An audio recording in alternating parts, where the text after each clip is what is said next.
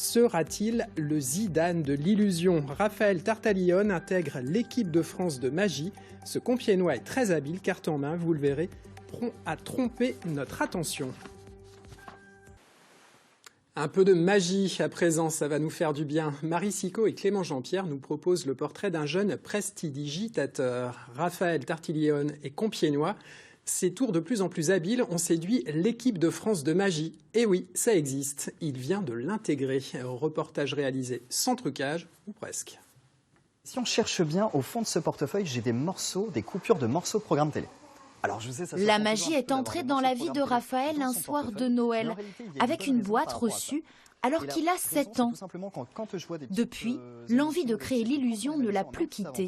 Juste en prenant les morceaux de programme télé et en passant à la main devant, eh bien on peut les transformer en papier un peu plus intéressant, en véritable et authentique billet de 50 €. Et c'est dans les restaurants qu'il trouve son terrain d'entraînement privilégié. Ça permet de travailler une dextérité, une manipulation, puisqu'en fait, comme on se doute bien, en magie, il y a un truc, forcément.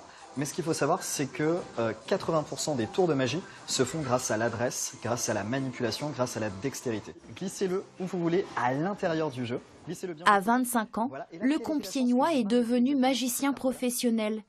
Les différents confinements lui ont permis d'accéder au niveau supérieur de son art. Il en a profité pour élaborer ce numéro de mentaliste récompensé par 3 prix nationaux l'an dernier. Michael Jackson. Michael Jackson. Je n'ai rien dans les mains, je laisse vous-même retirer le couvercle.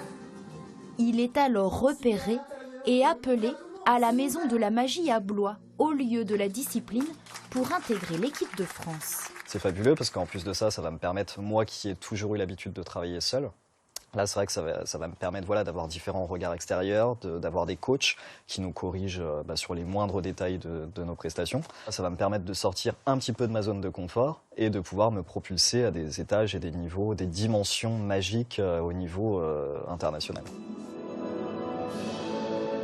Avec son spectacle, teinté de douceur et de poésie, il espère maintenant avoir un rendez-vous régulier dans un théâtre parisien.